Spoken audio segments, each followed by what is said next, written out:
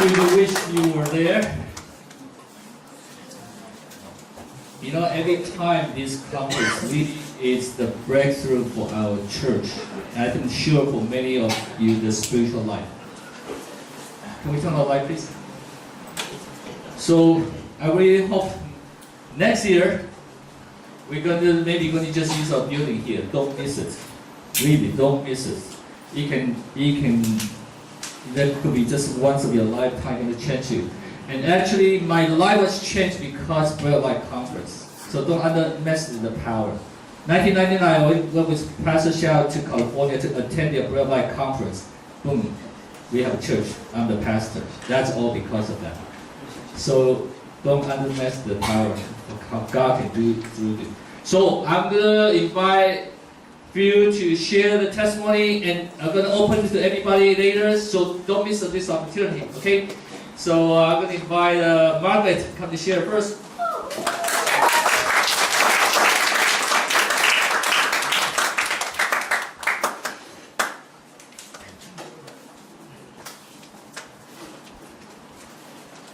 So I wasn't really excited about the conference, but on the second day I totally regret what I said. Everything I heard in the conference was like a reminder from God, and all I could do was repent and pray. I learned and experienced so much, and I wish everyone could experience it.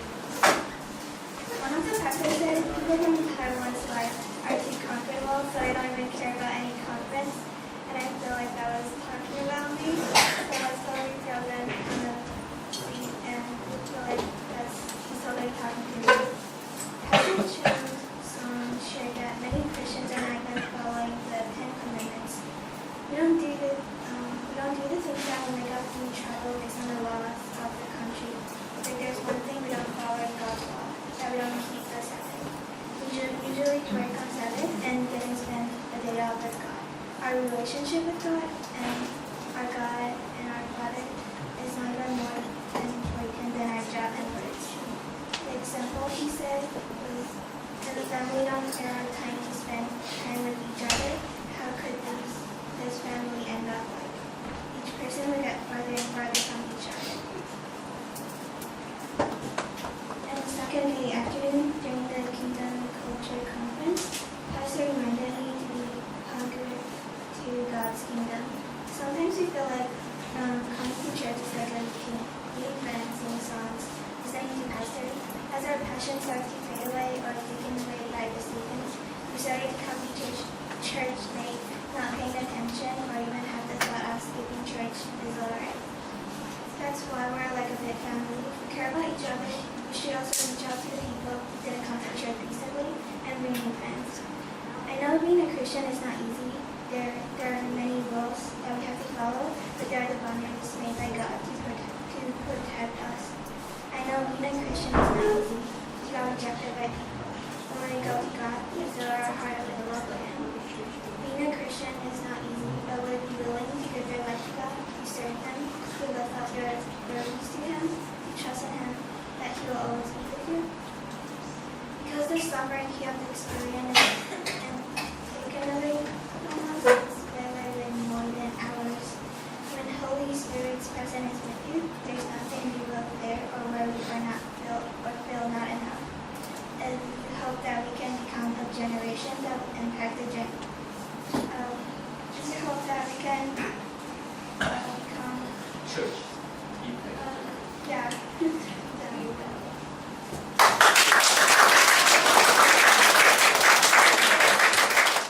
We have to move this table up. So we can move it up, yeah.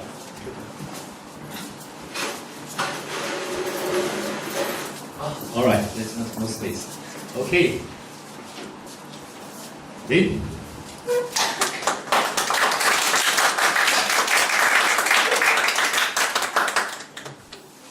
I was not notified I was sharing until today, so I don't have as prepared as Margaret's speech. Sent it this morning. I'm going to start by saying that this conference, we had one 2 years ago, and when I went to that conference, I felt like it was really fun. We had a fun pastor and all that. But this year when I heard that it was combined, I was like, I don't know if I'm going to like it that much. So I went in not expecting a lot of this conference, and I I think that I really underestimated like the power of what a conference can do. And like I think one of the biggest things that struck me was like how strong their praise team was, like, especially like the California praise teams. They were really like their instrumentals, their vocals, and especially like their spirit and their passion when they were worshiping was something that struck me a lot. And that's something like I hope that we could bring back to our church, and like just the energy they have when they get on stage, it's like they motivate everyone in the audience, and it was like so cool, and like you felt it like in like the bottom of your like soul, and it was really cool. I think another thing that like what Margaret said about Sabbath and stuff, and like I never really thought about like just letting the day rest, and it's like it makes a lot more sense to maybe observe some of the things that I haven't like noticed before. Like and also like another thing that the pastor talked about was like hungering and like being humble like with the soil of the 7 fruits. So it's like you have to be humble, because then you can't sprout fruits if you don't have the foundation for it. So I thought the conference like opened my eyes to like a lot of things that I probably never realized about the Word of God. And I felt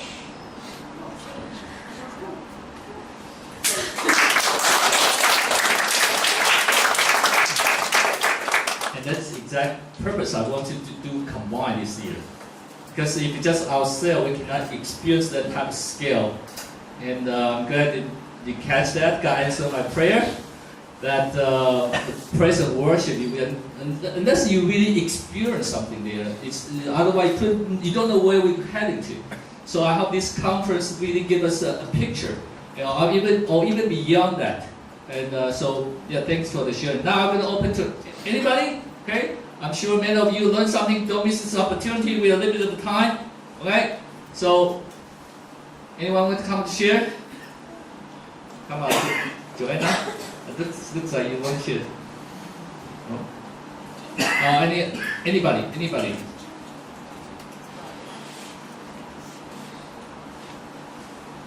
Okay.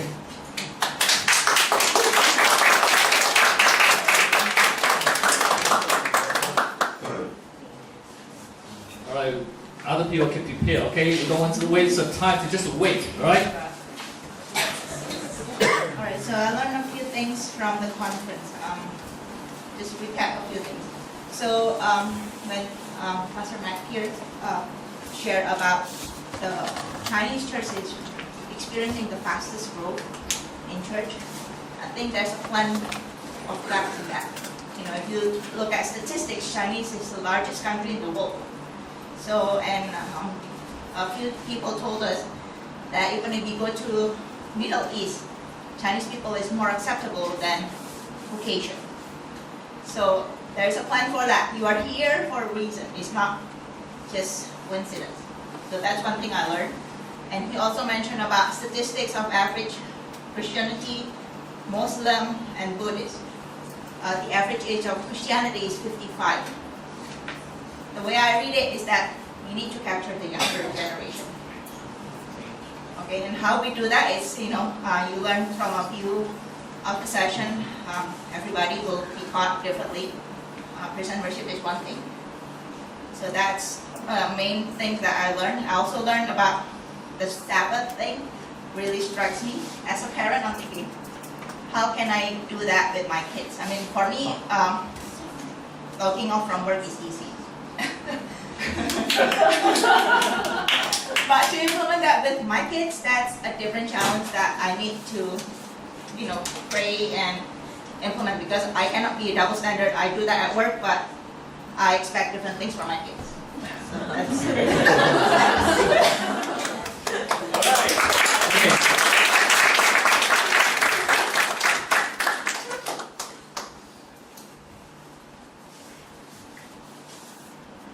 Throughout these few years, I myself study some classes, and through some pastors who has been practicing hearing from the Lord, they has been sharing the message they got from God's Bible ministry.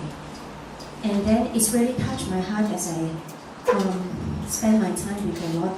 I receive many times about this message from Him as well. So I have a hunger.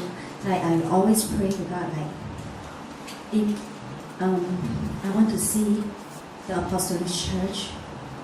We no longer want to come to a building like you good, I'm good. How about the soul outside the world? As I'm the first generation Christian in my family, my sister was saved a few years ago, but a lot of my family is not saved. So sometimes I feel like when I see somebody, I just feel a touch. I will share gospel with them, and I feel like I just want to experience miracles like the disciple Peter they experienced. So sometimes I did pray to God like I feel lonely. Sometimes I have to go out share gospel by myself.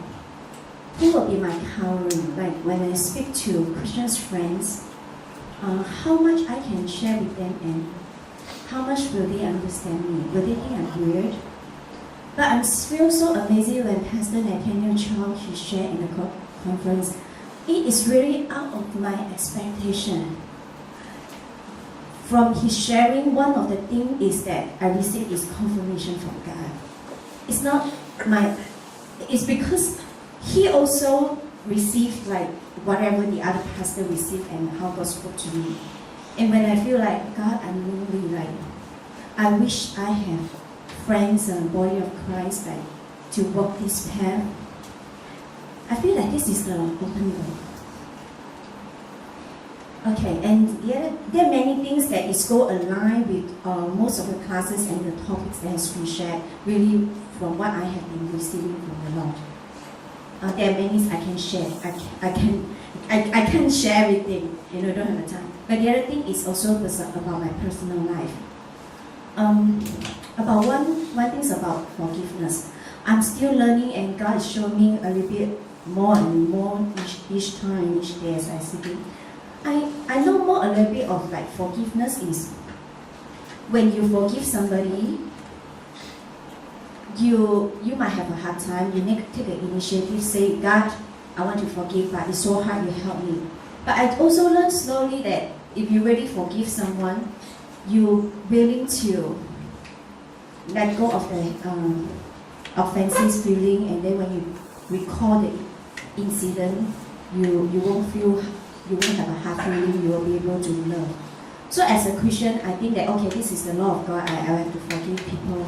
Sometimes, especially, I'm talking, referring to my family. And I feel like God, every offenses I receive from them, I feel hurt, and you can heal me, I can get over it. But, what I'm trying to say is, I attended Pastor Evans' class. There was one part that he said that it touched my heart. I literally cried because the people cover my face. When he says that, from the Bible, the words, if I do not forgive the person, my Heavenly Father will not forgive the person. So I think it really touched my heart. I said, because I've been praying like, God, why a lot of my family members, why they couldn't come to Christ? There might be many reasons, okay? It's not like I self-condemn, but one of the things that I realize is, if I truly learn to forgive them, Father God, forgive them. If I don't forgive them, I didn't realize Father also don't forgive them. So at that time, when I cry, I use the pen to write on the paper in Chinese. I write, 天父，我定义饶恕他们，请你也饶恕他们. And I feel like I will pray more earnestly, sincerely for their salvation every day. As I already pray for them, but I think I pray with more love. So I feel like, wow, it's my a new open eyes. I never come across these words like, if I don't forgive them, Heavenly Father, don't forgive them. So I need to take a part. I wouldn't just say, oh God, you forgive them, it's fine. I realized I also need to really forgive.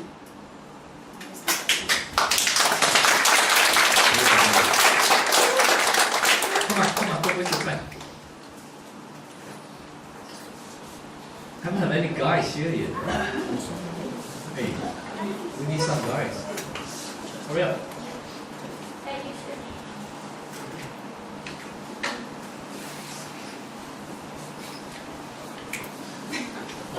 Anybody, come on.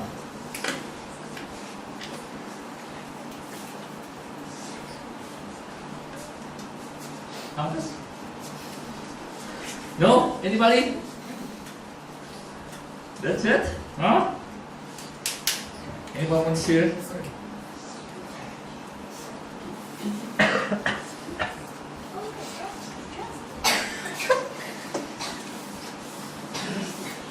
I'm in the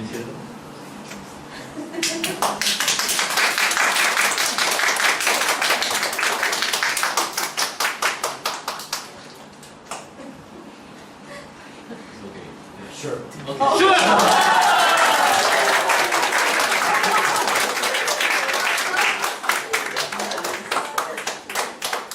I have attended this type of revival for many, many years, and I'm an old skin. I figure I don't think I can get anything from it.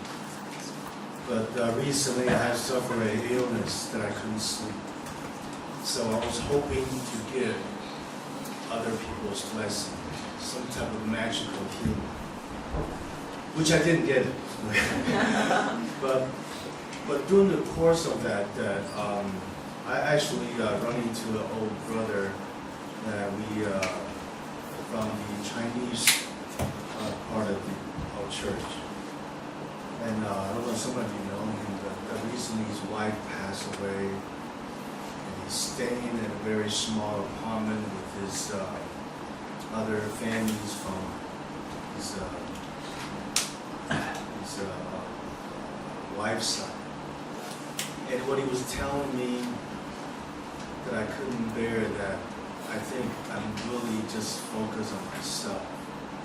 And his burden is much greater than mine. My compare with him is really dangerous. But make long story short, and one thing, I always feel that when I go into a seminar or a special mission like that, it's like going to a buffet. If I call one thing, I mean, not able to eat every because we're just so overwhelmed. But if I have one item that I can take home with me that I feel that I've got it, okay. And one thing is that the brother next to me, he has so much burden. When he was telling me, I said, my God, I can't even believe I'm focusing on. All the time he stopped praying for me.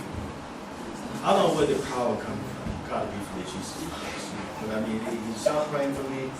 And one thing I learned is that from Pastor, I think it was Daniel, I'm not sure, I don't remember. Yeah, the younger guy. Oh, yeah, funny, yes.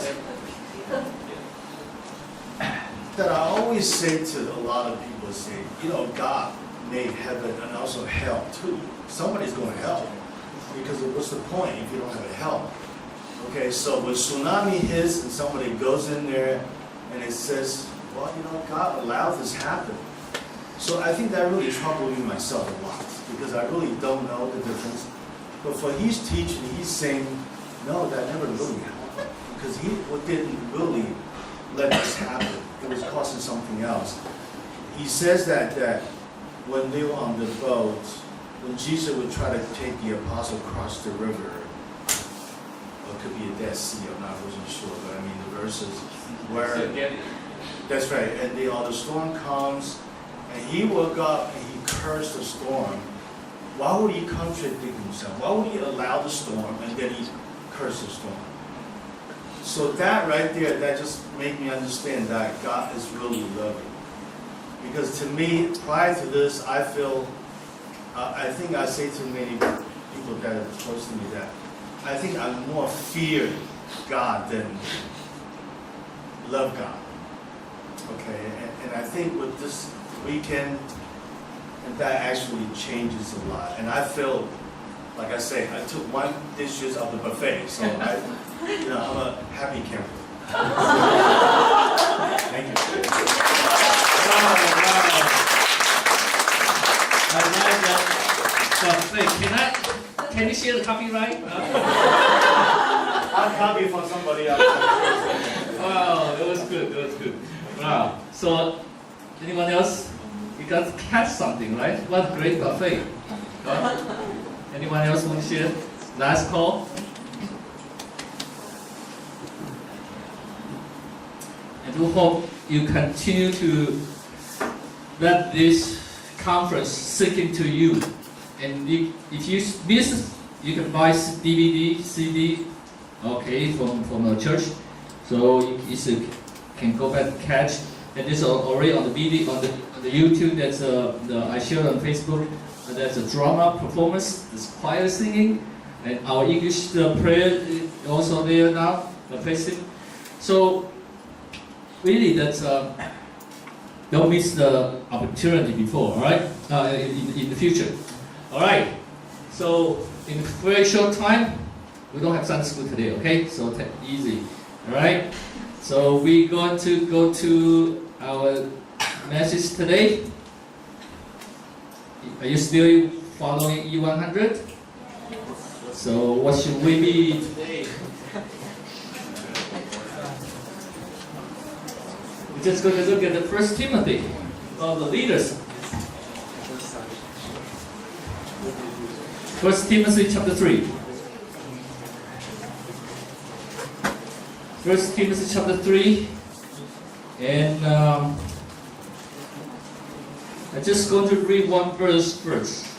First Timothy chapter 3, verse 1. If you have a Bible, open it or listen to me here. The saying is trustworthy. If anyone aspires to the office of overseer, he desires a noble task. Let's pray. Father God, we come before you. We ask again for you to open our eyes, open our heart, so we can know your words and our life can be changed. In Jesus' name we pray. Amen. You remember that Paul has 13 letters in the Bible, and the first part, 9 books, 9 letters, is to the churches, which talked about this 2 weeks ago. And today, this E1 will talk about these letters to leaders, to the church leaders. So that's including 1st and 2nd Timothy, Titus, and Philemon. Today we're going to look at the scripture, look at from the chapter 3 of 1st Timothy. It addressed to leaders. Why we need leaders? In the conference, you know about what's the conference, the theme? The theme of the conference. Okay, the church that impacts the generations. Paul is an apostle. He went through many places, established church. But how can the church continue to run? He needs to appoint leaders. Otherwise, they can just fall apart. So that's the difference between the apostle and evangelist, right? So look, Anderson mentioned about the fivefold ministry. What are the fivefold ministry? We have apostle, prophets, what else? Teachers, pastor, and evangelists. God ordained these 5 ministries for His church. So Paul is the apostle. What's apostle do? He go places to establish church. What's evangelism? Evangelism just go share the gospel and bye-bye. But very easily, you can have a big rally for the evangelism, but if you just disappear, all these people gone because they cannot. If no church was established, they cannot survive. So that's very important for the church got established and need to have a leader to run. So Paul here is talk about the leader's qualification. But first, he challenged us to aspire the office. We need desire. We need to have this desire of noble task. So, do you have this desire? And I pray this is not just for the leaders, for anybody. You know, in the conference, you all share that Pastor Alvin talked about that in the regular world, if you eat, you'll be satisfied. But in God's kingdom, if you eat more, you'll be what? More hungry. More hungry. And I hope we have this desire. I hope after the conference, you're more hungry now. Are you? Are you more hungry for God's kingdom now? I hope you have. And that's why he said, if you have a desire to be an overseer, it's a noble task. Here, the overseers just can say bishops, elders, or church leaders. And you can say, that's not talking about me. That's Lenny.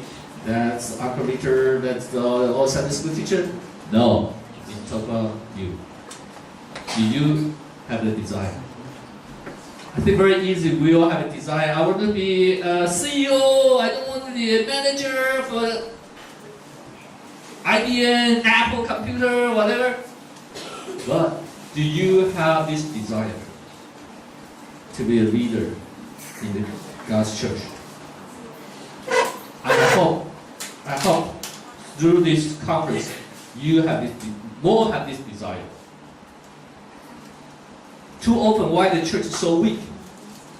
Because not that many Christians has desire to serve. We heard about this like, oh, I like Jesus, but I don't like church, right? Yes. Sounds like you're very much better. Oh, I like Jesus, but church, I don't like it. Because full of hypocrites, full of the problems. But who are the church? Church is not a building. We are the church. Christians are the church. If no Christian want to be a leader for the church, then the God's kingdom cannot expand. We're going to have a church building now, soon. But if no leader rise up, it's just going to be, I don't know what it's going to call. Maybe just an activity center. So we need churches. We need Christians. Desire. And you know, this time, it's not fun to be a church leader. Or you can say, oh, church leader, great, oh, good pay, only work on Sunday, right? Sometimes people say, oh, what does the pastor do? Oh, just Sunday morning, show up. You know, but this time, I've got a great persecution. And the leader going to be most vulnerable because you're the leader. And yet, do you have the desire to, in the past, probably you have much less pay, you're going to have a lot of trouble. You know, Paul has a lot of trouble dealing with church people. Let me tell you, if you work in the secular world and you come into the church, and you're going to find much more difficulty, right? In the secular world, if you're the boss, you're a manager, I don't like it, fire you. But can you do it in the church? No? Oh, you're going to love with this. Oh. So it's not an easy task, but it's a noble task. Because you know you do this not for you, you do this for God. So I hope you stir up more with this desire. And don't forget, actually very interesting, God knows your thought. God knows our desire. Other people may not know it. But when you have a desire, you're going to work through that, isn't it? I think everyone does that, right? You have a desire, you want to be like some person. You want to be like, so inevitably the desire will push you closer to the path. So I hope you started to think about, just someday, you want to be a church leader, especially for young people, but someday you want to be the pastor, you want to be an apostle, you want to be whatever the title, you want to serve God. I hope you have desire for that. And that's a noble task. There's no other things more important, more valuable for the kingdom of God. And I'm very, very honored I'm doing this. Really. I really more and more joy and satisfied by doing this than doing computer. I'm not saying everyone gonna be like me, okay? Right? So I'm just thank God that God gave me this opportunity. I thank God my family let me have this opportunity. So first, you need to have this desire. But second, also have qualifications. Especially in the church, we oftentimes to think, oh, whoever come. Oh, because we couldn't find anybody. Oh, whoever willing. All right, you do it. But here, by Paul, there's a lot of qualifications. He said, this person must. It's not like, okay, if you better have, but if not, it's okay. Of course, Bible said you must. Right? Here talk about deacons, elder leaders. I just want to picture, we don't have time to go to those deacons, just picture the leaders. Okay? You need to have some qualifications. Because leader is someone to lead. You need to have something that people to follow. And the three things. One is character matters. You look at all these lists. Paul shows so many qualifications being the leaders. So self-control, hospitable, able to teach, not drunken, not violent, but gentle, not quarrelsome, but not the love of money. You see, we are not looking for a perfect person. But this statement led us to know what God is looking for. And actually, not just for the leaders. God wants all the Christians to have this. But being a leader actually going to help you. Let's look at the reward later. When you see you want to be the leader, and then you're going to be pay more attention now, right? We often think, oh, if you don't have any job need to do today, you probably going to say, I don't need to come. Today I have no Sunday school teacher. Then I don't need to come today, it's okay, right? But if you say you're a Sunday school teacher, you have to come, right? But I hope you come to church not because you have that, right? Responsibility. But this is very important. We need to hold each other higher and higher. Because the leader will lead, a leader will reflect what is the congregation to be. So we need to ask the leaders to set a good example. I just want to point out two things. One is not drunkard. So many times you see the Bible talk about getting drunk. It's not good. Wow, but you look at our culture, and even this coming to the church. Sometimes the church gathering, the people say, oh, let's drink. You know, the problem is not the drinking. We Chinese, we all know. If you get together, you drink wine just like you drink water, soda. I think nobody will question it. But you know, when people, Chinese, drink wine, what are they going to do? Huh? Come on, right? You drink more, and they start saying all these kind of crazy things, right? Would you drink water like that? When you drink water, hey, come in, huh? Would you do that? No. But why happen when you drink wine? You start doing all these things because you know, right? Because that give you that excuse to start to do all this. And honestly, okay, I drink wine with my dad. We drink beer, Taiwan beer only. Okay. With my dad. Okay, that's the time I share with my dad. Okay, for only one bottle, right? But you know me, in the general party, all this thing, I won't drink because I see so much the Chinese culture, especially in the Chinese army. When I was in the Chinese army, what they all do is getting drunk, and so that Bible especially say, don't get drunk. So be a leader, that's a good example for that. And also pray not just a leader, right? For the young people, you go to college, you see so many this type of orgy party, and so many people suffer from them. So let's don't follow the word of that. Another one is not greedy for money. The integrity is so important. If you especially want to be the church leader, that if you don't want to mess up with money. So I hope you look at the list and you see that list that we need to improve. So first is characters. Second is family. I'm glad this year is Bible say not me. So the husband or one wife, and he must manage his own household well with all dignity, keeping his children submissive. For if someone does not know how to manage his own household, how will he care for church? And I think church, we miss this a lot. We miss this a lot. God created a family, and He has mission for that. Because He wants parents, especially father, to manage the house well first. Then that person can become the leader of the church. And I think we in general, we church miss this. because so many broken families, so we said, oh, if we probably do this way, we couldn't find a leader. But let's come to see God's heart is that God cared for the family.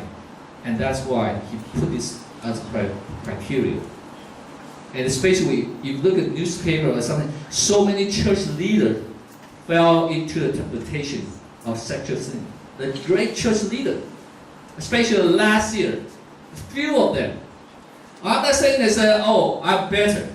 Because anyone, if we are not in the Lord, we're going to fail easily, like David, right? He can one day fighting like a mighty soldier, one day he wake up too late, and then boom.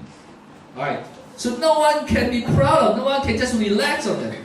So my point is I also hope you can pray for the church. I need your prayer to have this integrity for this. And this for the health of the church. So let's remember, God cares for the family. So that will rise up to care for our family first, and then we can care for the church. Third, reputation matter. Someone also needs to be a good reputation outside. Remember Pastor Milton talked about the Christian, this name. Where did Christian this name from? You remember? Little Christ, yes, the meaning. But where is this from? Is a Christian claim that they are Christian? No, right? It's outside people. Look at this group of people. Wow, this group of people like Christ, they're so good, and they call it Christian. It's not we proclaim that we are little Christ. It's outside people see us. So let us have that reputation, especially you're a Christian now. How people see something different. Or say, oh, you're a Christian now, but you're still doing all this type of thing. You know, sometimes being a Christian, you're going to be left out a lot of things. Like when I was in school, nobody going to invite me to those crazy things because they know I'm Christian. If I go there, probably they couldn't have fun. You know, so they won't invite me. Actually, that's for your protection. If they don't know you're Christian, they say, oh, come on, let's do all the thing. And then you do with them. And one day they find out, oh, you're Christian? Oh, no. So it better let your friend know first you're Christian. And you show what kind of Christian you are, so they won't invite you to all kind of crazy parties, and that's God's protection. So this is the leaders God looking for, actually for all the Christians. Characters, family, reputation, then that's reward. You know, God give out a reward. May not be the reward you like. Oh, bonus, vacation day, oh, this sick day promotion, all this, different, okay? All right, if you're looking for that type of promotion, not in serving the Lord, but what type of benefit? They said, for those who serve well as deacons get a good standing for themselves and also great confidence in the faith that is in Christ Jesus. Let me tell you, no Christian can grow just by sitting there. Anybody can serve. If you know, the Chinese, we say 做礼拜. You know, the Chinese come to church, we say 我去做礼拜, okay? And the 做 can also sound like sit, okay? So we can say, oh, you just go there to sit, worship. And if you like that, all your Christian life, you'll be just like sitting there. It cannot grow. It cannot grow. Only when you start to serve. Only when you start to serve. When you start to serve, you're going to gain a good understanding, and you can bring you closer to God, and that's exactly He said. So I pray after this conference, you have greater desire. And this church also needed leaders to rise up. But those leaders need to pay the price. Are you willing to pay the price? Are you willing to make God first? Not just say, oh, this Sunday I have something to go, I need to do. Sorry. I'll come when I feel comfortable. If you just one, that's also the conference said, right? The pastor, if you just once a while with God, God will just once a while do it with you, right? But you will always walk the path of the Lord, God will always be with you. And let me tell you, really, this is my testimony. It's not that I really want to do things. Before I became a pastor, whenever I go to the church, I get involved, get myself active. Because I know if I don't get involved, get active, I'm going to fall back. And I'm going to get in trouble. So that's the protection for me. So God made this, His church is for our benefit. Yes, they may get, sometimes it may get hurt. But let's learn from that. And that's doing this, love the Lord. It's not for me. Remember Peter, Jesus asked Peter 3 times after he betrayed. Oh, do you love the comfort, the drama? Do you see the drama? On Saturday night? Yeah. Isn't it amazing? All this never acted before. And there's the director, until Nancy, trained all these people. Peter denied Jesus 3 times. So the end, Jesus tried to restore him, said, do you love me more than this? 3 times. So I'm challenging you today also. Do you love Jesus more than, I don't know, you feel the break? More than your job? More your career, more than your sleep? So you cannot wake up Sunday morning on time. So today's God is changing us. Do you love Jesus more than this? Are you willing to rise up to serve? This church is at the turning point. We really will take it off. And I'm very proud for those who serve in praise team this time of the conference. I'm really, very, very proud of what they're doing. Let's give them a hand. So,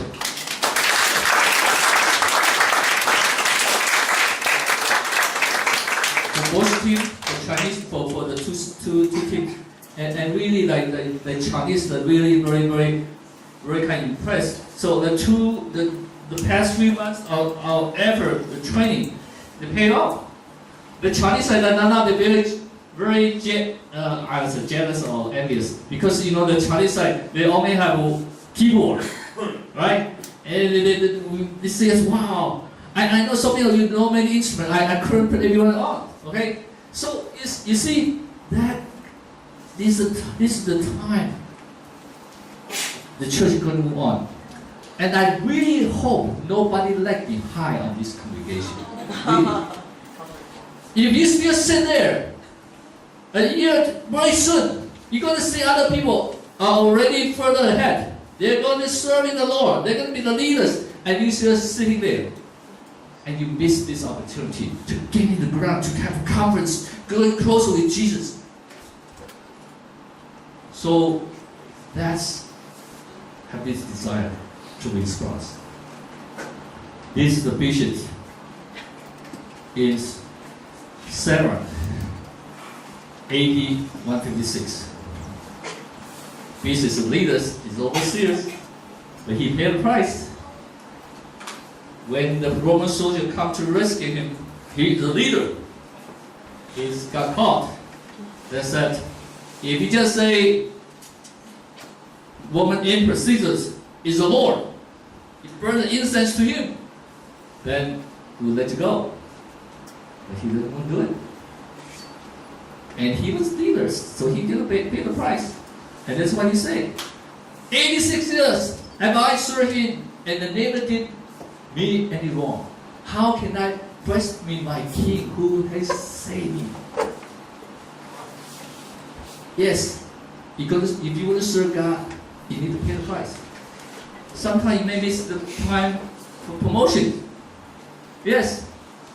When I was working, I spent most of my time outside of work for church.